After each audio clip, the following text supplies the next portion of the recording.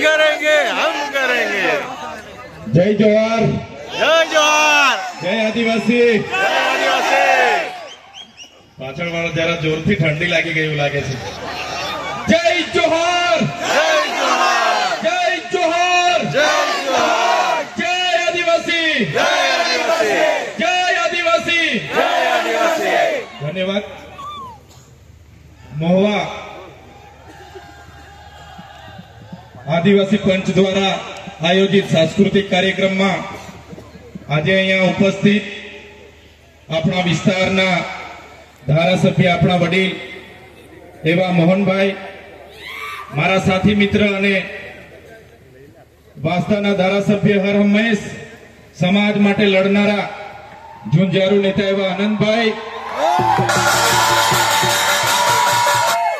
अहीं उपस्थित समाजना तमाम कर्मचारीगण, तमाम पदाधिकारीगण અને दूर दूरથી આજના કાર્યક્રમને નિહાળવા માટે અહીંયા ઉપસ્થિત થયેલા તમામ વડીલો, મુખીઓ, સરપંચો, તમામ યુવાનો, માતા બહેનો, મીડિયાના મિત્રો, પોલીસ અધિકારીઓ અને જેટલા પણ લોકો અહીંયા પધારેલા છે બધા માટે એકવાર જોરદાર તાળીઓ થઈ જાય।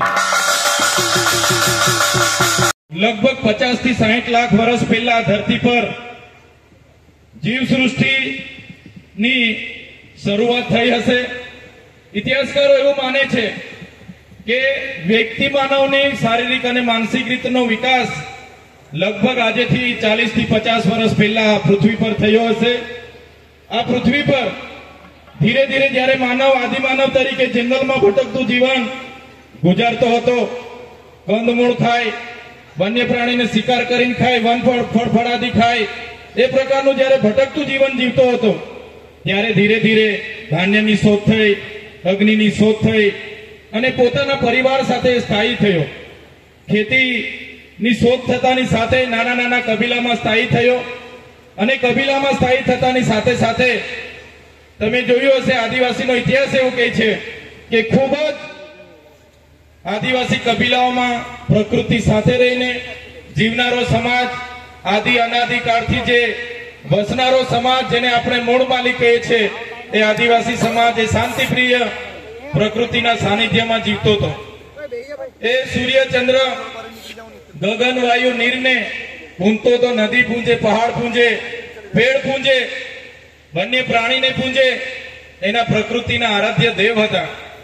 साथियों धीरे धीरे धीरे धीरे बहारना लोकोना अतिक्रमणो थया।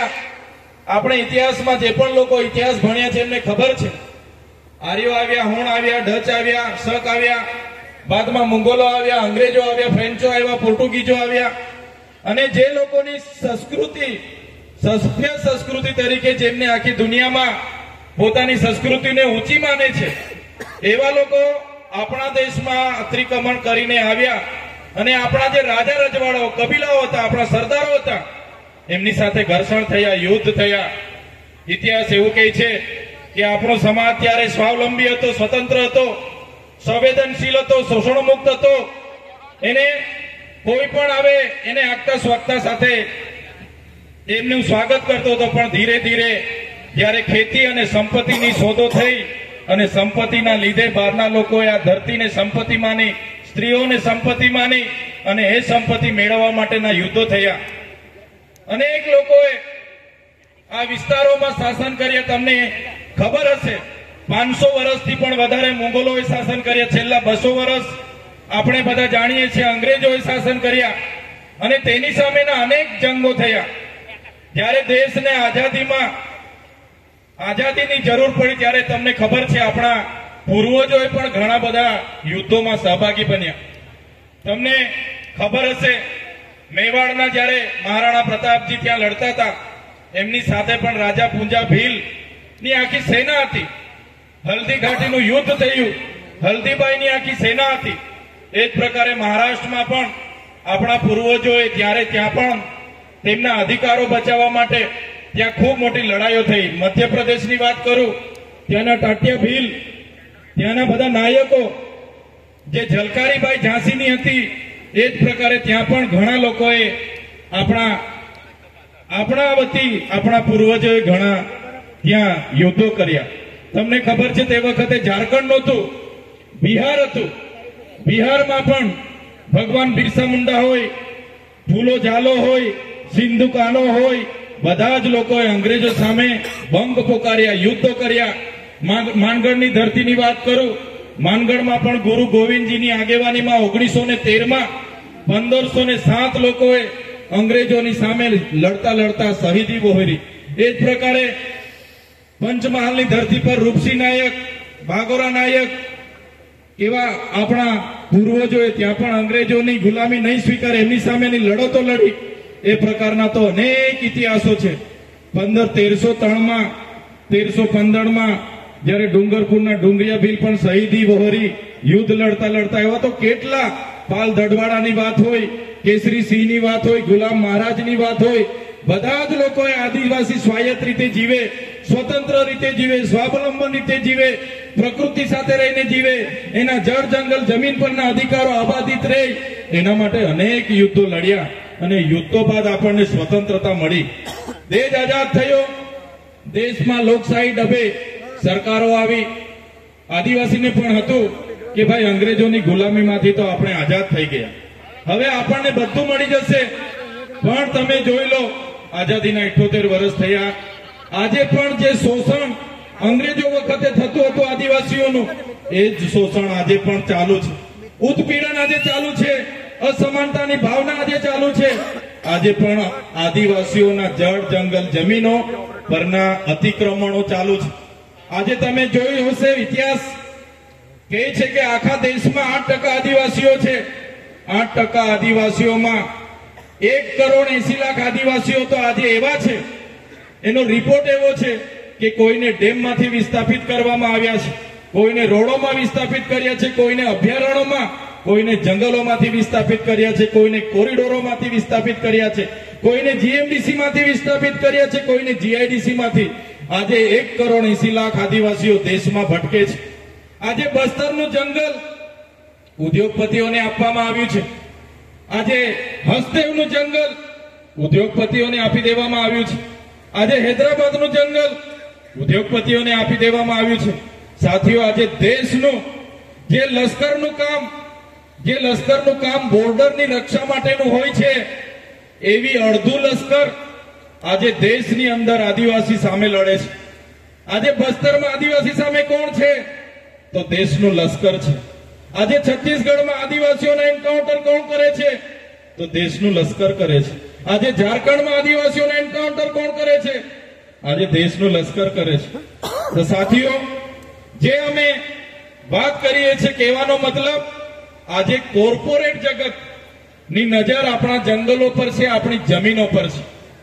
દેશ આઝાદ થયો પછી આપણને બધાને હતું કે આપણી સાથે પણ ન્યાય થશે, પણ ન્યાય થયો નથી. દેશમાં વૈશ્વિકરણ આવ્યું, ઔદ્યોગિકરણ આવ્યું, ઉદારીકરણ આવ્યું, અને બહારના ઇન્ડસ્ટ્રીયલના લોકો આપણા દેશમાં આવ્યા, અને દેશમાં એ લોકોએ વાયદો કર્યો રોજગારી આપીશું, અને આજે મશીનરીથી આખી કંપનીઓ ચાલે છે. આજે એઆઈ નો જમાનો છે. આજે એઆઈ ના જમાનામાં કોઈને રોજગારી આપવા નથી વિચારતું. પોતાનો વકરો થાય, પોતાના ફાયદા થાય, એના માટે આજે આખો દેશના ઉદ્યોગીકરણ લોકો વિચારી રહ્યા છે. તો સાથીઓ, આપણે બધા અહીંયા મોટી સંખ્યામાં ઉપસ્થિત થયા છે. આપણા સમાજના વડીલો, મુખીઓ, સરપંચો, યુવાનો, ભણેલા ગણેલા ડોક્ટરો છે, એડવોકેટો છે, ક્લાસ 1 અધિકારીઓ છે. આજના મંચ પરથી અમારે કોઈ વિશેષ વાત કરવાની રહેતી નથી. અમારે તો શીખવાની ઉંમર છે. અમે તમારા જેવા ઘણા વડીલો પરથી શીખવાના પ્રયાસો કરીએ છીએ. પણ જે આપણા સમાજની ચિંતા છે, એ આપણે બધાએ કરવી પડશે. આ મંચ સાંસ્કૃતિક મંચ છે, સાંસ્કૃતિક કાર્યક્રમો આપણે નિહાળવાના છે. પણ સાથીઓ, આજે પણ આદિવાસીને સંવિધાનિક જે અધિકારો મળ્યા છે, આર્ટિકલ 244 અંતર્ગત આપણો વિસ્તાર અનુસૂચિ 5 માં આવે છે. આઝાદીના 78 વર્ષ પછી પણ આજે અનુસૂચિ 5 લાગુ નથી. આપણે કહીએ છીએ પૈસા એક્ટ 1996 અહીંયા લાગુ છે. આજે કોઈ પણ જમીનનું સંપાદન કરવા માટે સત્તામાં બેઠેલા અધિકારીઓ પોલીસનો ઉપયોગ કરીને હાઈ ટેન્શન લાઈન જતી હોય, રોડ જતો હોય, ડેમ બનાવવાના હોય, કોઈની પરવાનગી લેવામાં નથી આવતી. બારોબાર એની જે પ્રકારે આસામ, મિઝોરમ, મેઘાલય, ત્રિપુરામાં આર્ટિકલ 371A, 371 જી 371F અંતર્ગત અનુસૂચિ 6 લાગુ છે. ત્યાંના લોકો અનુસૂચિ વિસ્તારમાં કોઈની પણ ગ્રામ સભાની પરવાનગી વગર કોઈને પણ પ્રવેશવા નથી દેતા. ત્યાંના લોકો અનુસૂચિ 6 માં આવે છે. ત્યાંની કોઈ પણ ગામની ગ્રામ સભાને એટલા પાવર છે કે આજે પણ લોકો કહે છે ને અનુસૂચિ 5 ના પૈસા એક્ટમાં નો લોકસભા ના વિધાનસભા સબસે ઊંચી ગ્રામ સભા, પણ આજે પણ આપણે ગ્રામ સભાને પૈસા એક્ટમાં જોગવાઈ છે, પણ આજે ગ્રામ સભાના એજન્ડા ગામનો સરપંચ બનાવી નથી શકતો, ગ્રામ સભાના એજન્ડા ગામનો મુખી બનાવી નથી શકતો. પોતાના ગામમાં શેની જરૂર છે, પોતાના ગામમાં પાણીની જરૂર છે, રોડની જરૂર છે, શિક્ષણની જરૂર છે, આરોગ્યની જરૂર છે, એ એજન્ડા આપણા ગામમાં કોઈ નક્કી નથી કરતું. આજે ગ્રામ સભાના એજન્ડા ગાંધીનગરના 80 ચેમ્બરોમાંથી આવે છે. ત્યારે સાથીઓ, આ મંચ પરથી એટલી ચિંતા તો આપણે બધાએ કરવી પડશે કે આપણા સંવિધાનિક અધિકારો બચાવવા માટે, આપણા સાંસ્કૃતિક અધિકારો, આપણી સંસ્કૃતિ અને સામાજિક અધિકારો બચાવવા માટે પણ આપણે બધાએ આ પ્રકારના કાર્યક્રમો થકી જાગૃતતા લાવવી પડશે. સાથીઓ, તમને આ મંચ પરથી એક નાની વાત કરીને મારી વાણીને હું વિરામ આપીશ. આપણા જે વ્યક્તિગત કાયદાઓ છે આદિવાસીઓના, એને બંધારણમાં પ્રાવધાન આપ્યું છે. આપણા જયપાલસિંહ મુંડાએ બંધારણ સભામાં એમની આક્રમકતાથી રજૂઆત કરી. એ જયપાલસિંહ મુંડા બંધારણ સભાના સભ્ય હતા. એમણે આદિવાસીઓ માટે પ્રાવધાન કર્યું અનુસૂચિ 5, અને એ અનુસૂચિ 5 અંતર્ગત સાથે સાથે એમણે વ્યક્તિગત કાયદાઓ માટે પણ ત્યાં એમણે રજૂઆત કરી અને આપણને વ્યક્તિગત પોતાના કાયદાઓ મળ્યા છે.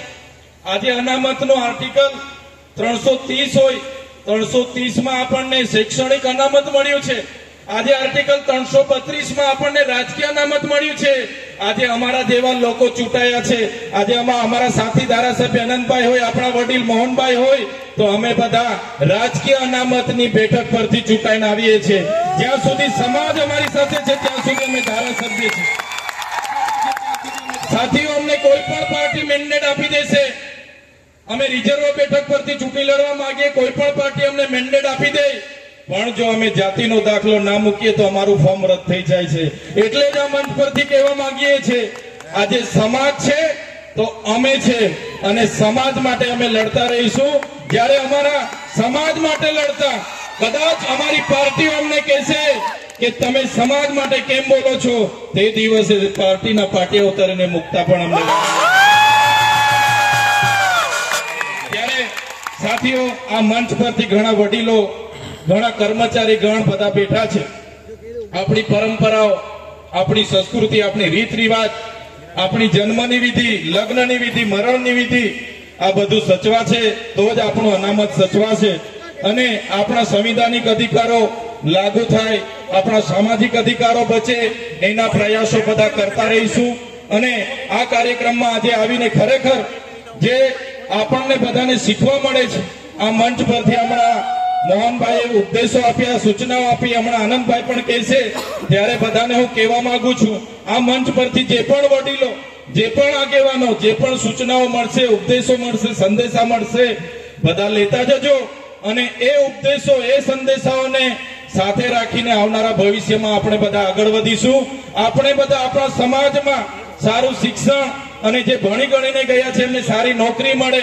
આવનારા દિવસોમાં આપણો સમાજ પણ સમાનતાની ધારામાં આવે, આપણા લોકો વધુ ને વધુ આગળ જાય.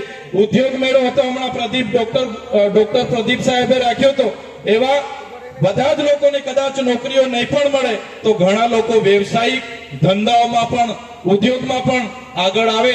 એ પ્રકારની વ્યવસ્થાઓ માટે આપણે બધા એક થઈને, પક્ષ પાર્ટી ધર્મ સંપ્રદાય ભૂલીને, સંગઠનો ભૂલીને આપણા સમાજને કઈ રીતના આગળ લાવવાનું છે એ દિશા પર બધા આગળ વધતા રહીશું. આ જ વાત સાથે આજે મને અહીંયા આમંત્રિત કર્યા, અહીં આવ્યા, અમારું સ્વાગત કર્યું, સન્માન કર્યું અને આપ બધાએ અમને પ્રેમ આપ્યો, અમને શાંતિથી સાંભળ્યા, બદલ બધાનો ખૂબ ખૂબ આભાર. અમારા યુવાનોની એવી ઈચ્છા છે કે જે આદિવાસી એટલે કોણ?